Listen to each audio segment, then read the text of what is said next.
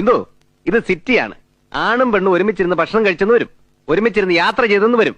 ഇന്നത്തെ കാലം അതാണ്. അതിനൊക്കെ ഇങ്ങനെ ഡബിൾ മീനിങ് കാണാൻ പോയാൽ ഭയങ്കര കഷ്ടമാവും.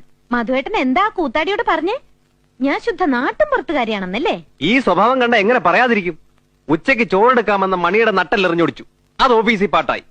നീയാണ് ലൈലയുടെ കർണത്തടിച്ചെന്നും കൂടെ അറിഞ്ഞ എന്റെ മാനം പോയത് തന്നെ. മാനം പോയാ തിരിച്ചെടുക്കാം, സ്വന്തം ഭർത്താവ് കൈവിട്ടു പോയാ തിരിച്ചെടുക്കാൻ പറ്റുമോ? ഓ, എന്റെ ഇന്ദു, ഞാൻ തോറ്റു. നീ നിനക്ക് ശരിയെന്ന് തോന്നണ പോലെയൊക്കെ അങ്ങ് ചെയ്യ, എന്നെ വെറുതെ വിട്. അപ്പോ ഇന്ന് മധുവേട്ടൻ ആഹാരം കഴിക്കണില്ലാന്ന് അല്ലേ? ഭാര്യയും ഭർത്താവും ഒക്കെ താമസിക്കുന്ന വീടാവുമ്പോ വഴക്കും വക്കാണൊക്കെ പതിവാ. എന്ന് വെച്ച് അത്താഴ പട്ടണി എടുക്കാൻ ഞാൻ സമ്മതിക്കില്ല. ആഹാരം കഴിക്കില്ലെന്ന് ഞാൻ പറഞ്ഞോ?